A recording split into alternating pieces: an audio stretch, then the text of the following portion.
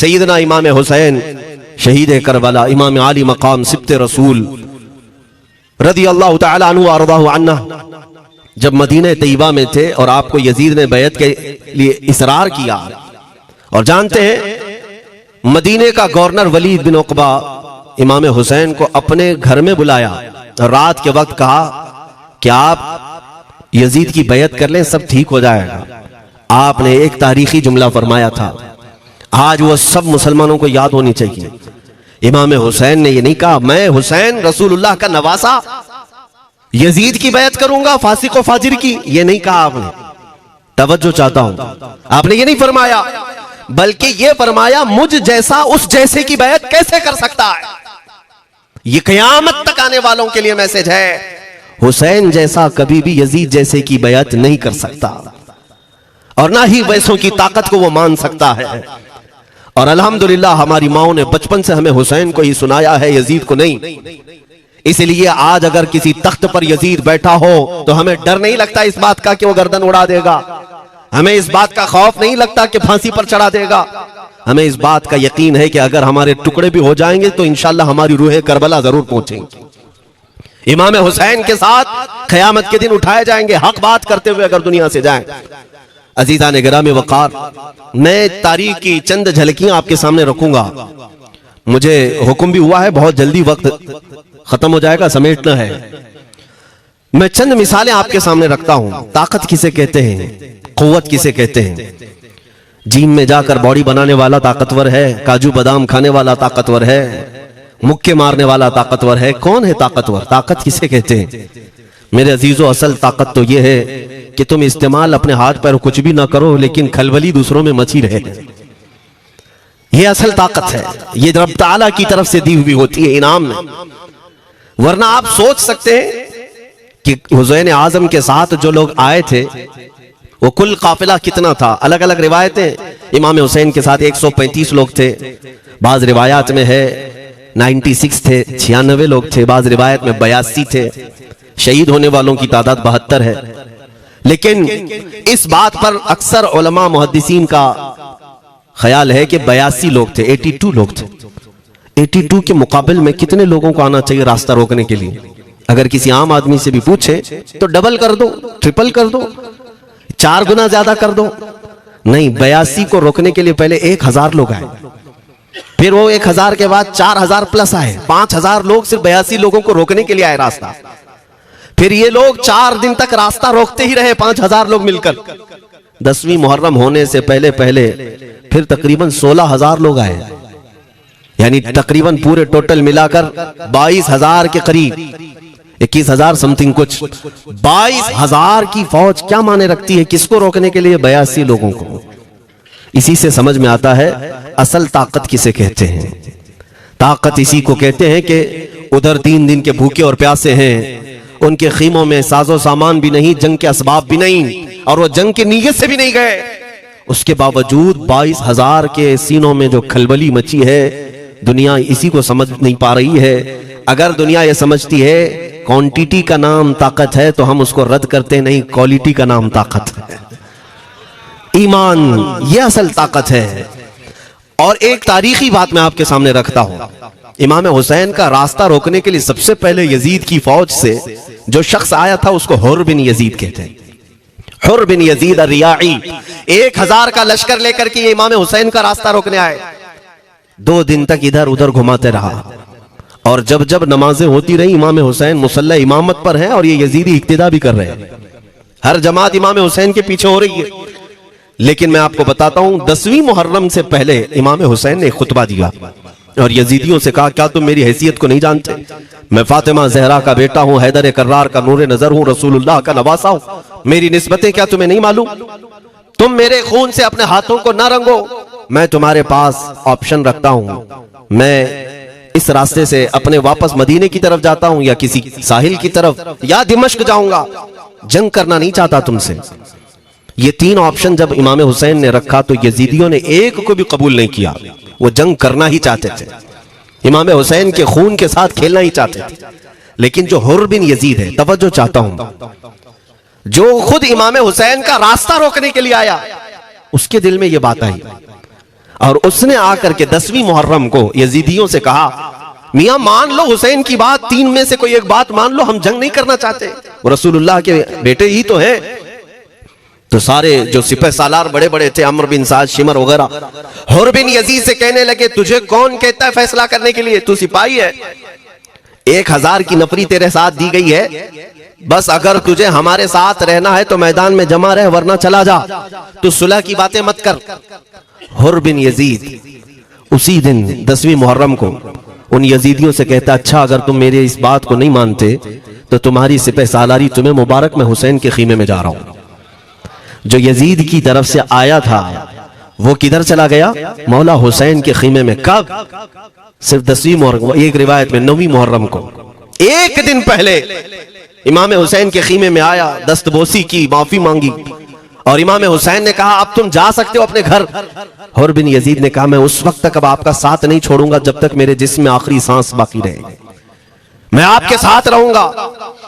अब इमाम हुसैन की वफादारी में आने वाला कौन था, इसलिए मैं आपको एक चीज दे जाता हूं मेरे अजीजों, अल्लाह अज़्ज़ व जल की कुदरत के फैसले हैं, वो जब चाहता है कहीं से भी किसी को हिदायत अता फरमाता है।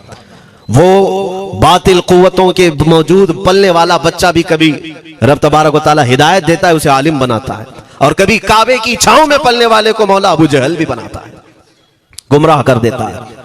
हुर बिन यजीद मौला हुसैन के पास आ गए। जो बात मुझे कहनी है उसके लिए मुझे इतना वाकया बयान करना पड़ा है। मैं असल पॉइंट की तरफ आता हूं, क्यों मैं ये बयान कर रहा हूं। जब 10वीं मुहर्रम को जंग शुरू हुई, अम्र बिन साद ने तीर चलाया, तो जानते हैं खीमा हुसैन की तरफ से सबसे पहले मैदान में उतरने वाला यही हुर बिन यजीद ही, यही उतरे अपने घोड़े पर सवार होकर उन्हीं यजीदियों से लड़ने के लिए जिनकी फौज में ये आए थे, उनके मुकाबले में लड़ने के लिए गए। और जब लड़ने की इब्तिदा हुई, सुबह से दोपहर के करीब तक वो लड़ते रहे, जवाल तक। आप जो बात कहना है तवज्जो से सुनो। हुर बिन यजीद ने सुबह से लड़ाई की, बहुतों ने वहां पर मैदान जंग में मुकाबला आराइयां की हैं, लेकिन हुर बिन यजीद की जो लड़ाई है वो तारीख में लिखी हुई। आज उन्होंने यजीदियों के साथ जो जंग किया, कई घंटे जंग करने के बाद, जानते हैं तनहा हुर बिन यजीद ने 120 यजीदियों को कत्ल किया। 120 की तादाद, एक घोड़सवार एक ही है, 120 को मार गिराया। उसके बाद जामे शहादत नोश किया। मैं तारीख पढ़ रहा था, वहीं पर हमने किताब को रोक दी। बहुत सारे लोग करबला के वाकयात में इमाम हुसैन के खानदान के बच्चों के शहादत तो बयान करते हैं, उनके जिस्म कट गए, उनके ऊपर घोड़े दौड़ाए गए, लेकिन तुम ये नहीं जानते कि हुसैनी शहजादों ने बातिल कुव्वतों के कैसे छक्के छुड़ाए थे। एक एक जवान ने मुकाबिल में आने वालों को उनकी औकात कैसे याद दिलाई थी। अब सुनो, हुर बिन यजीद 120 को मार गिरा सकते हैं, वो भी एक दिन पहले खीमा हुसैन में आने वाला, एक दिन पहले खीमा हुसैन में आने वाला। बात समझ में आ रही है अभी? जो एक दिन पहले खीमा हुसैन में आ जाए, उसकी ताकत का हाल ये है, जो पैदाइशी हुसैनी हो उसकी ताकत का हाल क्या हो। मेरे अजीजों, ताकत किसे कहते ये समझो। यह और बात है कि लोगों को अपनी ही औकात मालूम नहीं, अपनी हैसियत मालूम नहीं है। होता क्या है मैं आपको बताऊं। अल्लामा अब्दुल मुस्तफा आजमी साहब ने एक बड़ी प्यारी बात लिखी है। वो गुजरात के हालात बहुत अच्छी तरह से जानते थे। आपने एक बहुत अच्छी बात लिखी जो हमारे तमाम चीजों से, या आज के जमाने में ये चीज मैच होती है।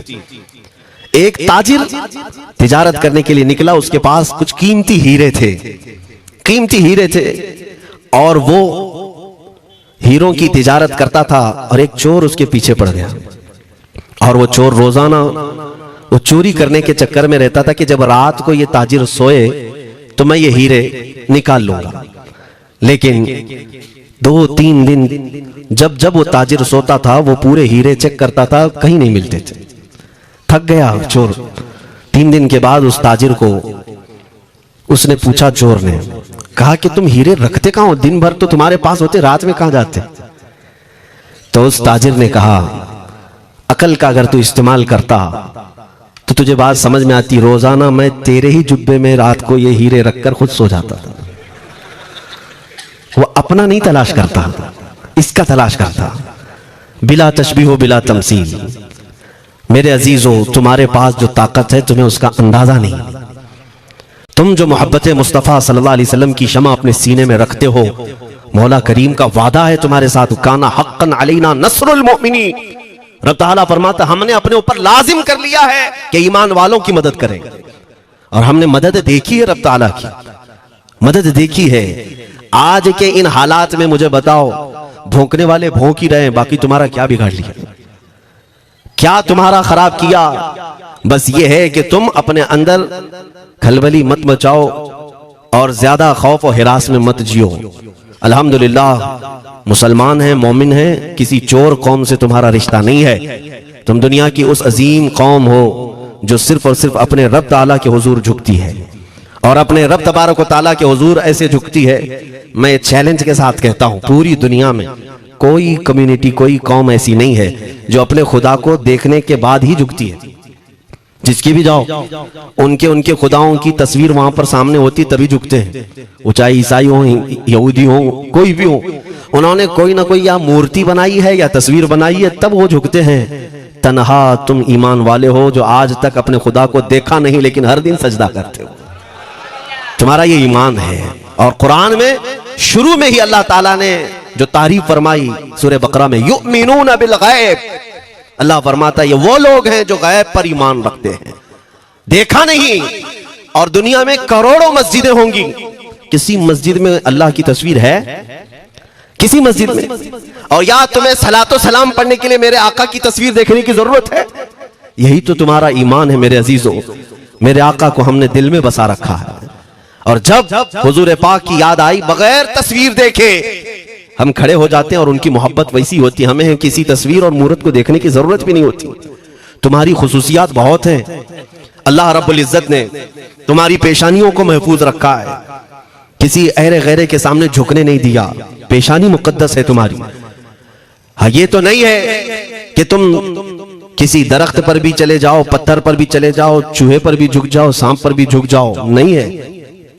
एक सहाबी हैं, ईमान लाने के बाद वो कहते हैं या रसूल अल्लाह सल्लल्लाहु अलैहि वसल्लम, दो वाकयात ऐसे हैं जो जमाने जहालत में हम करते थे। एक वाकया याद करता हूं तो रोना आता है, और एक वाकया याद करता हूं तो हंसी आती है। हुजूर ने फरमाया वो दोनों क्या है बताओ? उन्होंने कहा पहला वाकया तो ये है जिसको याद करके रोता हूं कि जवानी में जब हमारे घर बेटी पैदा होती थी तो हम उसका गर्दन मरोड़ कर दफन कर देते थे।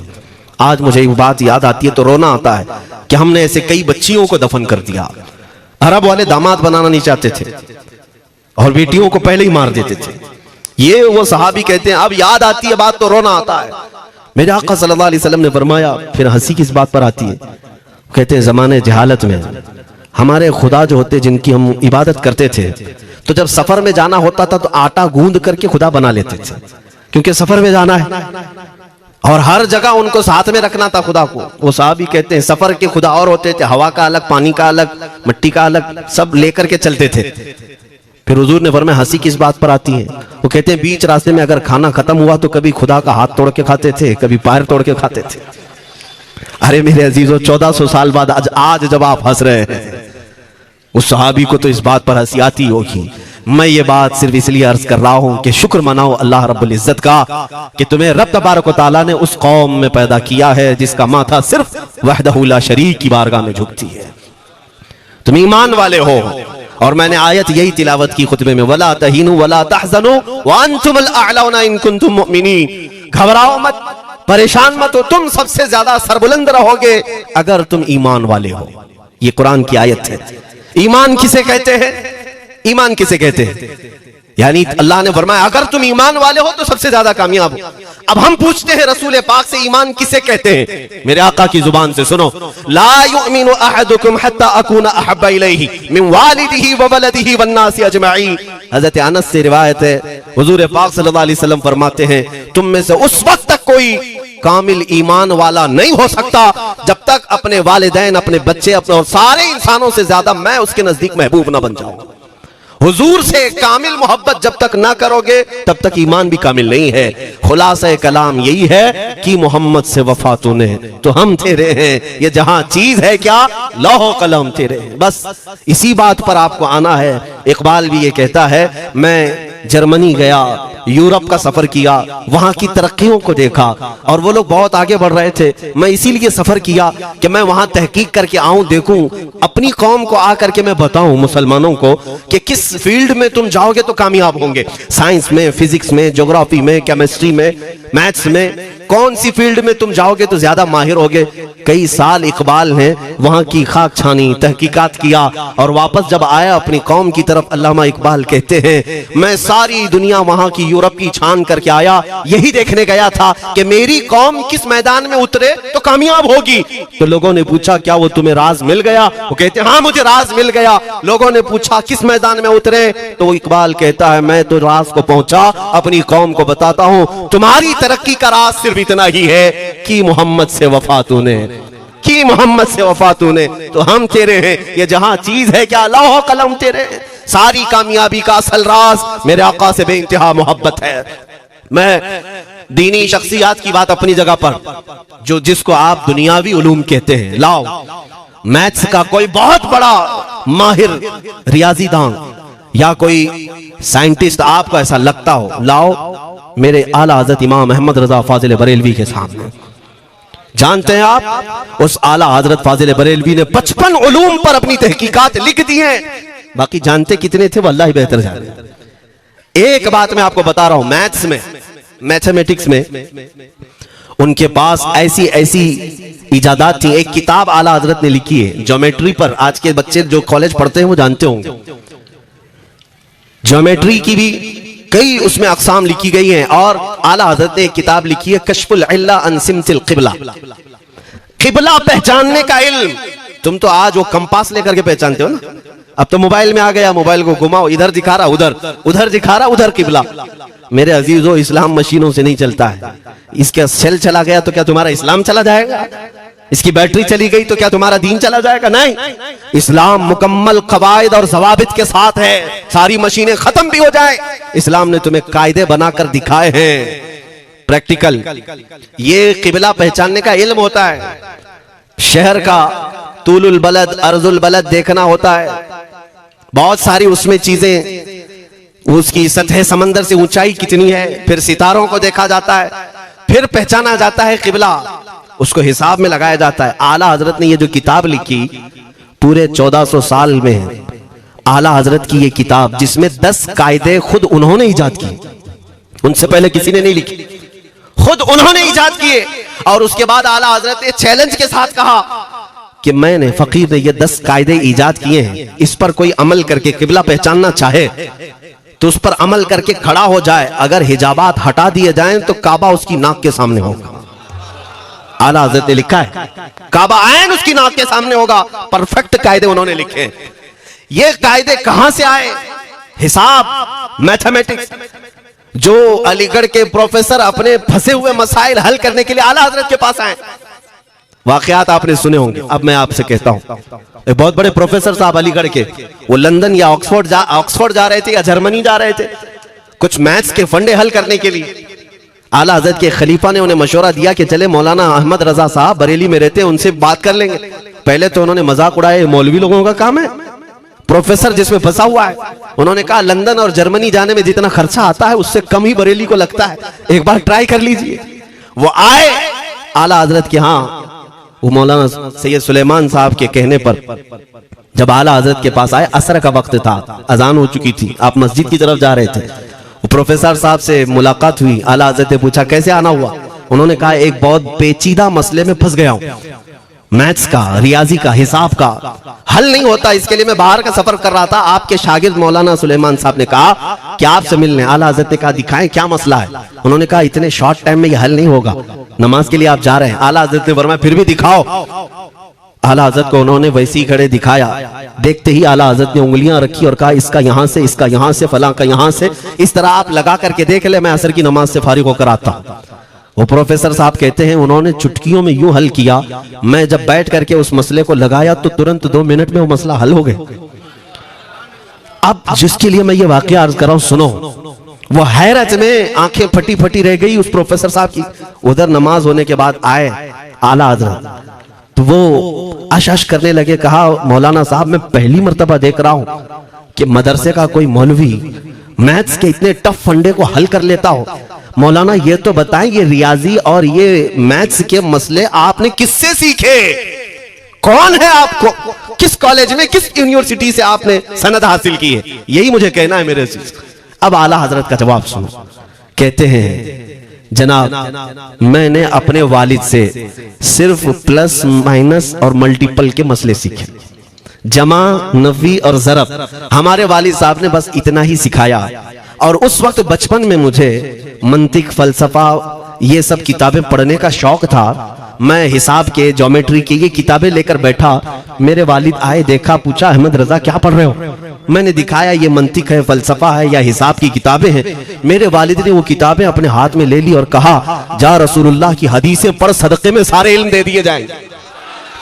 आला हज़रत फरमाते हैं उसके बाद मैंने अपनी जिंदगी मेरे मुस्तफा के कदमों में लगा दी। ये जो आप देख रहे हैं ये मेरे मुस्तफा के कदमों से छनकर मुझे मिला है। बस बात समझ जाओ, ताकत इसी को कहते हैं। नबी पाक सल्लल्लाहु तआला अलैहि वसल्लम से बेइंतहा मोहब्बत करने वाला वो दुनिया के किसी मैदान में भी तन्हा नहीं होता, तन्हा नहीं होता। अजीजा ने गिरामी वक़ार, मैं इस बात की तरफ आपको ले जाता हूं। एक सहाबी हजरत सलमा बिन अकवा रदियल्लाहु तआला, इनको राजिलु रसूलिल्लाह कहा जाता है। हुजूर सल्लल्लाहु अलैहि वसल्लम के ऐसे सिपाही जितने गज़वात में गए, जितनी जंगों में गए, कभी घोड़े पर नहीं बैठे, पैदल।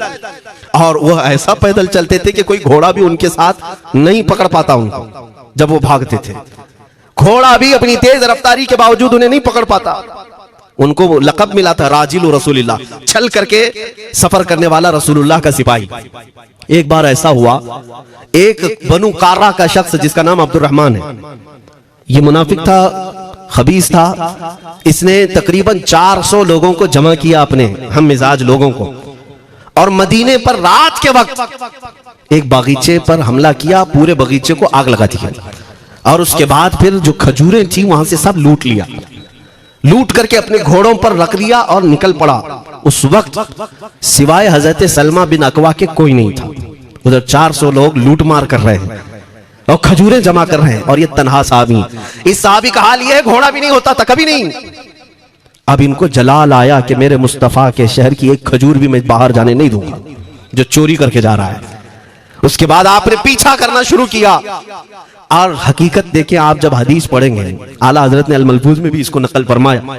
जब तक मैं ये हदीस पढ़ रहा था इतनी हंसी भी आती है और उनकी इस बहादुरी पर दिल खिल जाता है और सीना चौड़ा होता है कि वो अकेले किस बात पर भाग रहे थे, उनके पीछे 400 लोगों के पीछे भाग रहे। अच्छा, कोई ये कहे कि नादान आदमी है, 400 लोगों को नहीं देख रहा, अकेला भाग रहा है, हो सकता है इनको कोई कह दिया हो, लेकिन मुझे हैरत उन 400 पर हो रही है जो एक से डर के भाग भी रहे थे। वो भी भाग रहे हैं, एक दौड़ा रहा है और 400 भाग रहे हैं। वो अब्दुर्रहमान कार्रा का रहने वाला कारी भागा जा रहा है और सबसे कह रहा है सलमा बिन अकवा से अपनी अपनी जान बचा लो। इसीलिए मैं कहता हूं ये बुज़दिल कौमें हैं, मेरे मुस्तफा के गुलामों का मुकाबला करने की सकत नहीं रखती, जिसके सीने में इश्क़ मुस्तफा हो।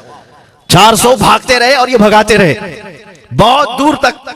जब हज़रत सलमा बिन अकवा भागते थे तो घोड़े भी पीछे पड़ जाते, और आप जैसे जैसे कोई घोड़सवार आता उसकी टांग पकड़कर खींचते और उसकी गर्दन पर पैर रखते, फिर आगे निकल पड़ते थे।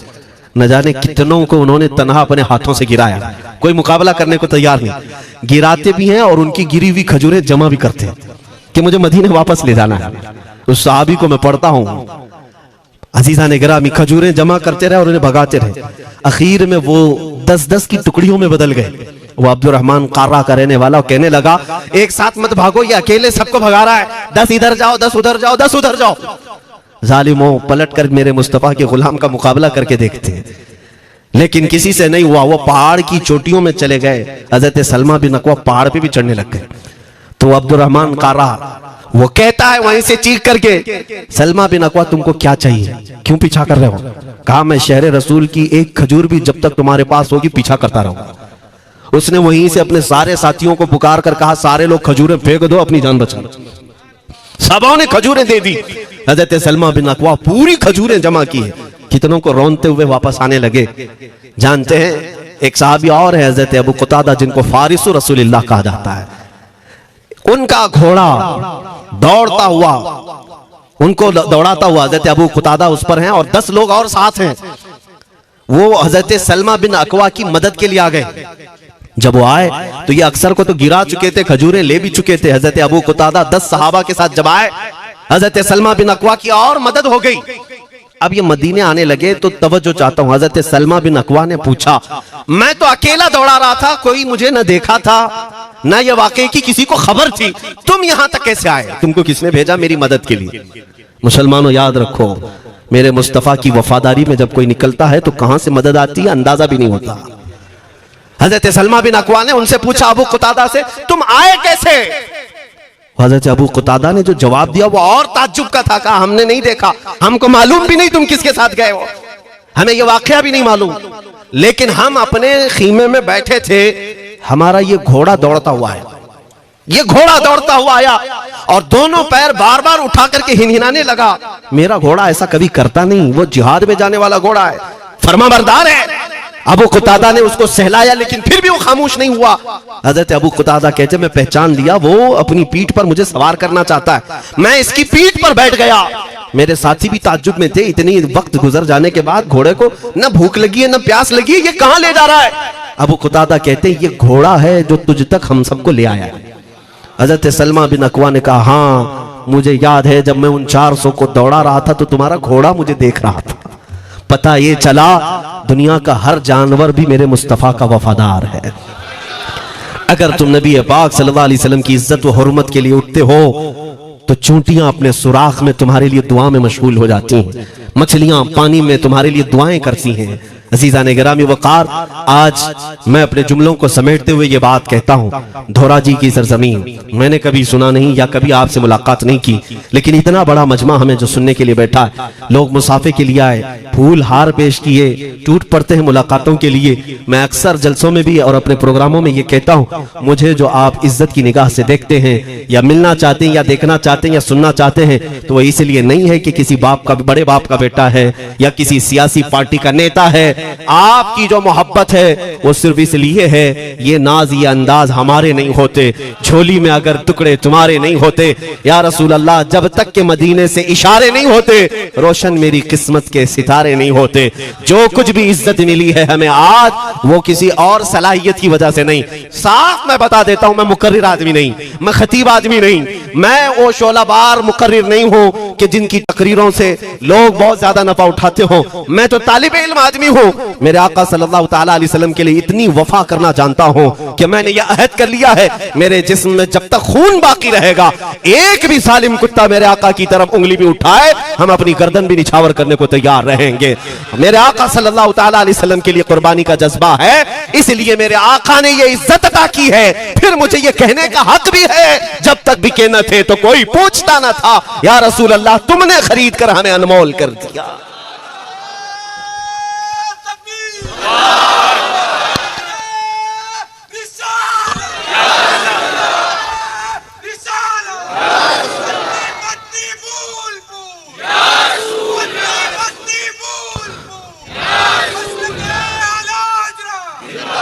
मेरे अजीजों, इस बात पर आज तुम्हारा इत्तिहाद होना है, आज तुम्हारा इत्तिहाद होना है। मैंने काफी इलाकों के दौरे किए और देख लिए, लोग जो कहते हैं हम बिखरे हुए हैं, बटे हुए हैं, टुकड़ों में हैं, लेकिन मैंने सबको देखा, यकीनन फिरकों में भी बटे हैं, सिलसिलों में भी, हालांकि सिलसिलों में इख्तिलाफ होना नहीं चाहिए। जो सलासिल हक्का हैं वो सब मदीने तैयबा की नहरें हैं, इख्तिलाफात नहीं, लेकिन उसके बावजूद बटे हुए लोग हैं, एक दूसरे से मुसाफा नहीं करना चाहते, एक दूसरे के पीछे नमाजें नहीं पढ़ना चाहते, जो खाली सुन्नी होकर भी, ईमान वाले होकर के भी।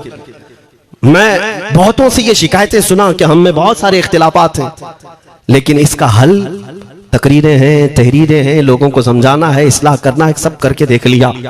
लेकिन एक बात मैंने खुद प्रैक्टिकल देख लिया कि 1000 टुकड़ों में क्यों ना बटे हों, लेकिन मेरे मुस्तफ़ा का नाम आ जाए तो हर कोई मुत्तहिद नजर आता है। ये हमने देख लिया है। यह हमने देख लिया है।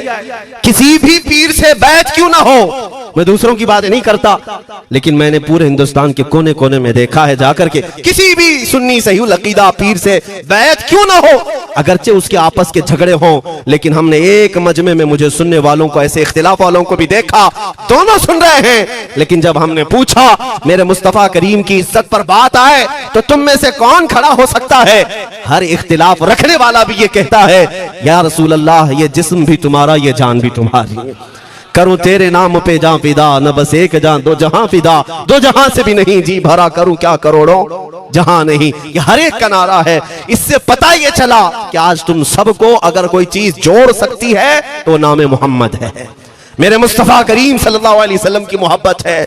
गुंबदे खजरा की छांव में सबको जमा करो, इंशाअल्लाह उल अजीज इत्तिहाद बरकरार रहेगा। असल की तरफ नजर रखो, बादशाह की तरफ नजर रखो, बाकी जितने वली हैं, जितने पीर हैं, सब वजीर हैं, सब वजीर हैं, बादशाह सिर्फ मेरा मुस्तफा है। नबी पाक सल्लल्लाहु ताला अलैहि वसल्लम को हम शहंशाह तस्लीम करते हैं, लिहाजा अगर बादशाह की तरफ नजर होगी तो तुम्हें शैतान ये इस तरह की लड़ाइयों में नहीं रखेगा, वो कामयाब नहीं हो सकेगा। तुम सबका मिशन अगर मेरे मुस्तफा की इज्जत और उनकी नामूस हो जाए, हुजूर अकरम सल्लल्लाहु ताला अलैहि वसल्लम की तरफ हमने देखा है बड़े बड़े इख्तिलाफात खत्म हो जाते हैं। हजरत अबू जर गिफारी, हजरत बिलाल हबशी, दोनों में झगड़ा हो गया था, तकरार हुई। हजरत अबू जर गिफारी ने सिर्फ हजरत बिलाल को गुस्से में आकर कहा, काली औरत के बेटे, या इब्न उम्मी सौदा, ये तकरार में हो जाता है। हजरत बिलाल को ये बात लग गई, थे तो काले, लेकिन साहबी ने कहा था काली औरत के बेटे।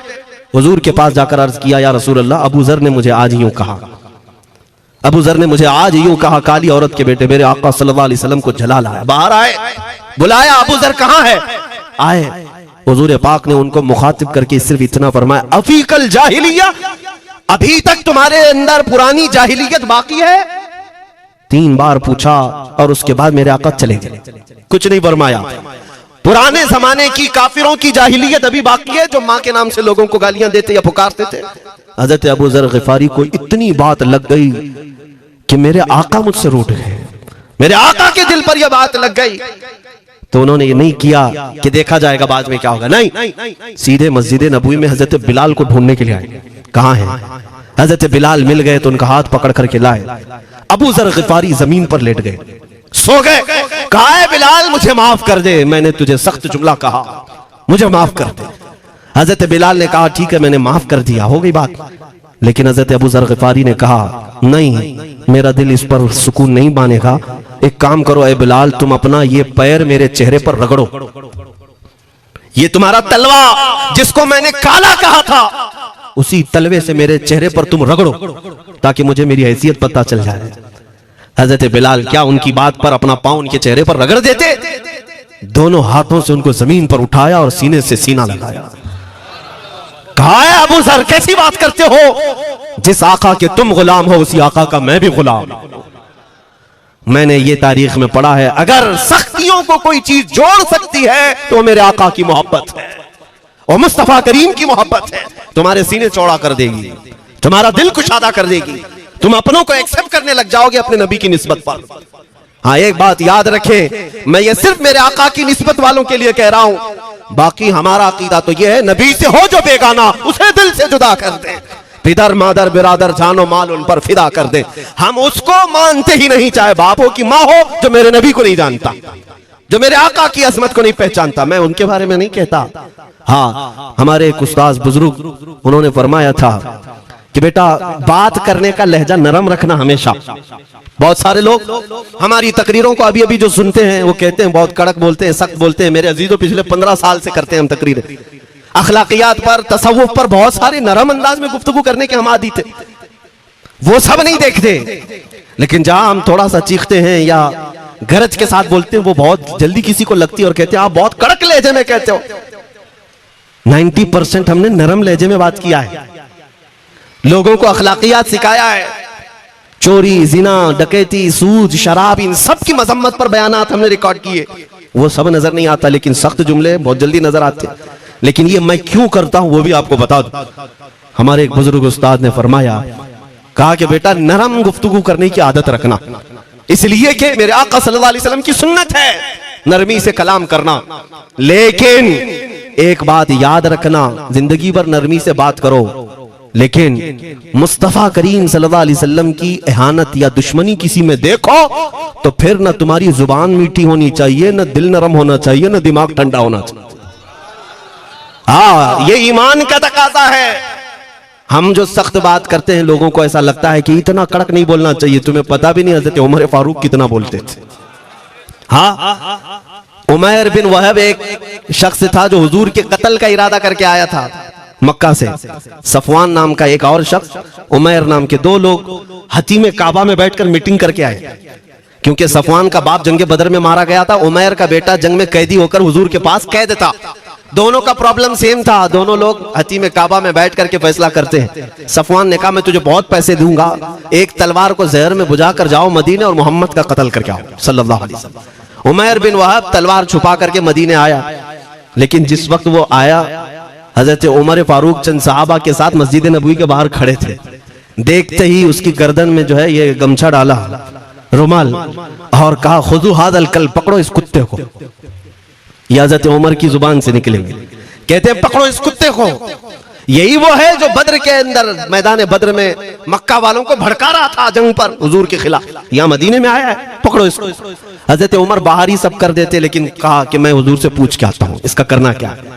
मेरे आका के पास गए, कहा या रसूल अल्लाह शैतान कुरैश आया है, कुरैश का शैतान आया है उमैर बिन वहब, और मुझे लगता है वो बुरी नीयत से आया है।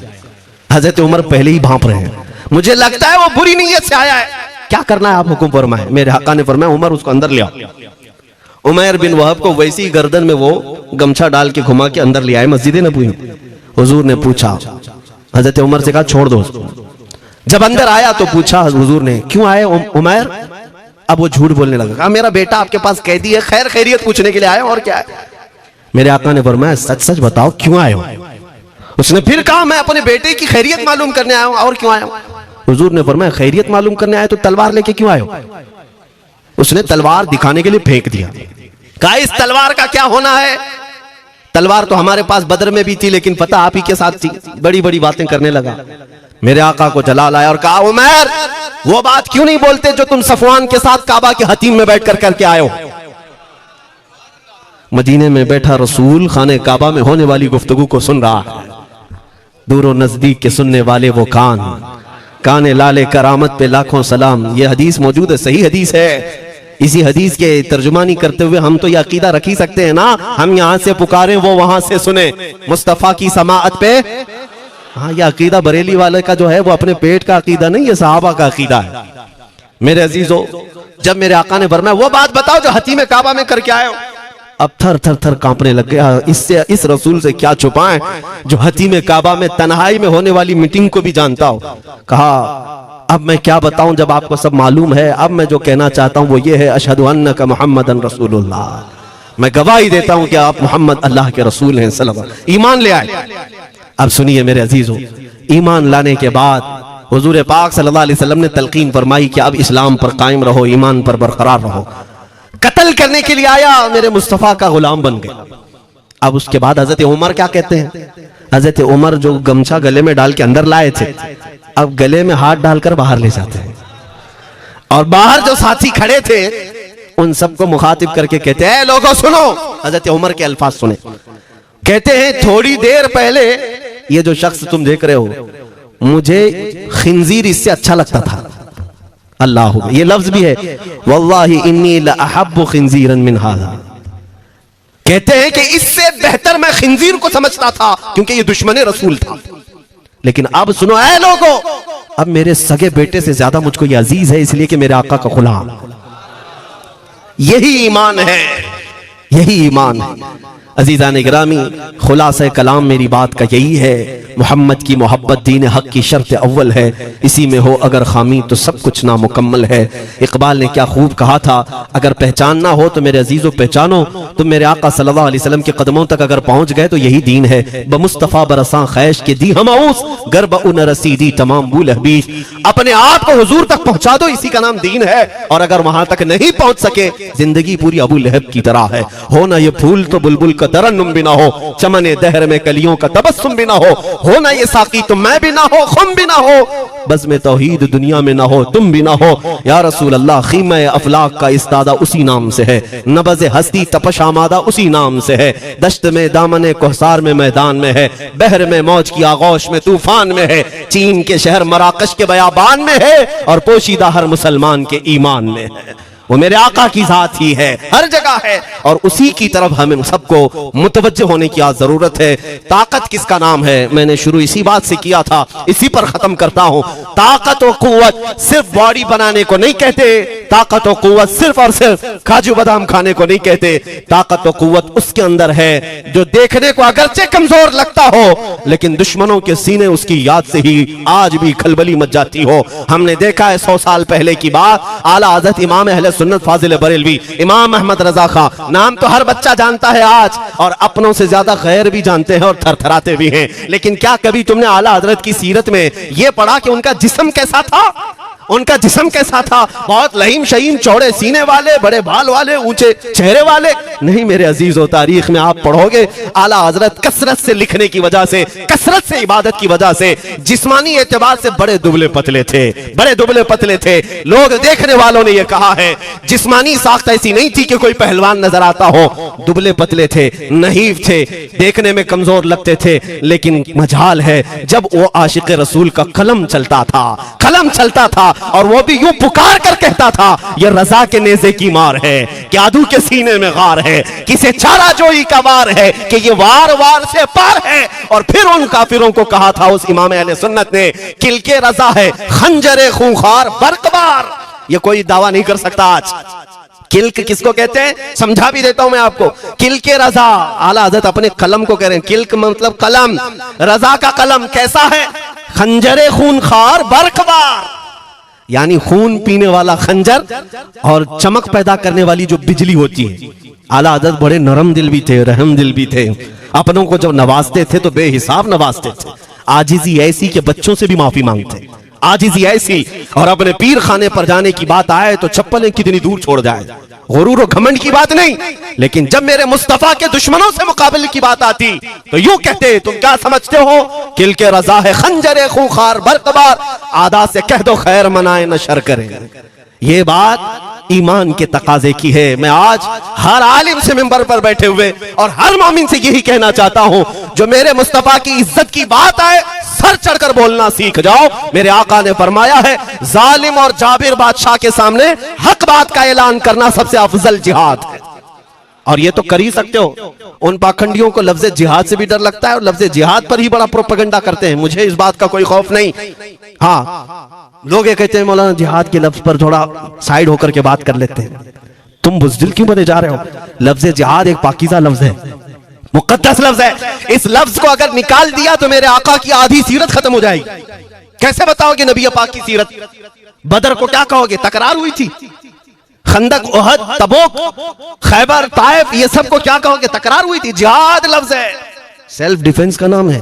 इतना हक तो हर एक को है मेरे अजीजों। लेकिन ये तो आज मैं ये बात भी नहीं कर रहा हूं तुमको तलवार उठाओ, बंदूक उठाओ, गोली मारो, बंदूक से लो, ये सब बातें तो हम करते भी नहीं, हमें जरूरत भी नहीं। लेकिन हमें पता है हमारे अल्फाज ही काफी हैं। मेरे आका सल्लल्लाहु तआला अलैहि वसल्लम की मोहब्बत जिसके सीने में हो, मेरे आका ने जब ये फरमाया है कि हक बात का ऐलान करना सबसे अफजल जिहाद है, तो इस पर तो हर कोई आज अमल कर सकता है। हक बात कहो, मिंबरों से कहो, और ट्रस्टियों से भी कहता हूं उलमा को कहने की आजादी भी दो कि वो बुज़दिल न बनाए।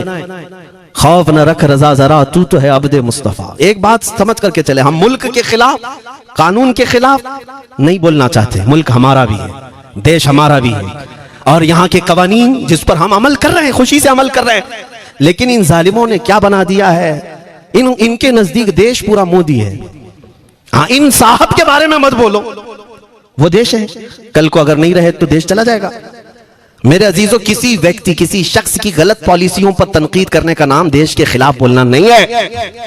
हम अपने देश से मोहब्बत ऐसी करते हैं, ऐसी करते हैं। आज भी आजादी का दिन है ना, आजादी का दिन है। ये लगे हाथों ये बात कह करके गुजरता हूं। आज भी जाकर के देखें, इंडिया गेट पर सबसे ज्यादा शहीदों के नाम जो लिखे गए हैं वो मुसलमानों के हैं। इनको क्या पता है 1857 से जो अंग्रेजों के खिलाफ लड़ रहे थे, ये लड़ रहे थे, आजादी का परचम सबसे पहले बुलंद करने वाला कोई संगी नहीं था, वो शहीद टीपू सुल्तान था। सबसे पहले तोपमैन हिंदुस्तान का, अंग्रेजों के खिलाफ आवाज बुलंद करने वाला, पूरे अंग्रेज उसके खिलाफ खड़े थे। इनको आज बोलने की तौफीक भी नहीं मिलती। और उसके अलावा वो उलमा की बात कहां चली गई आज? अंग्रेज तारीखदान ने लिखा है कि सबसे ज्यादा हमें खतरा हिंदुस्तान में मुसलमानों से था, और हमने दिल्ली से लेकर कश्मीर तक कोई एक झाड़, कोई एक दरख्त बाकी नहीं था जिसमें हमने एक आलिम को लटकाया नहीं था फांसी पर, जिनकी तादाद गिनी गई है तो तकरीबन 26,000 उलमा को इन्होंने फांसी दी थी, दिल्ली से लेकर कश्मीर तक। मुझे बताओ जजीरा अंडमान निकोबार में किसको भेजा इन्होंने? मौलाना फजल हक खैराबादी, इनायत अहमद काकोरवी, ये तमाम वो लोग हैं, अल्लामा इनायत अहमद काकोरवी, जिनकी किताब आज तकरीबन हर मदरसे में पढ़ाई जाती है, इल्म उस्सिक़ा। ये किताब यहाँ चटाई पर बैठकर लिखी हुई नहीं, उस जेल की दीवारों पर लिखी हुई किताब, उसको पढ़ करके आज बच्चे आलिम बनते हैं, हम भी पढ़े। ये वो लोग हैं जिनको सिर्फ और सिर्फ हक बात कहने की बुनियाद पर जिंदगी भर जेल में डाल दिया गया। आज ढूंढ करके निकालो मौलाना फजल हक खैराबादी का मजार कहाँ है? और अंडमान निकोबार में, जहां काला पानी की सजा दी जाती थी। किफायत अली काफी का नाम सुना है मेरे अजीजों? ये नाम का जिक्र आना तो हक बनता है आज की रात जरूर। मुरादाबाद शहर का वो आलिम रब्बानी, वो सिर्फ और सिर्फ मुजाहिद आजादी नहीं बल्कि फना फिर रसूल भी था। आप इसी से अंदाजा लगा लें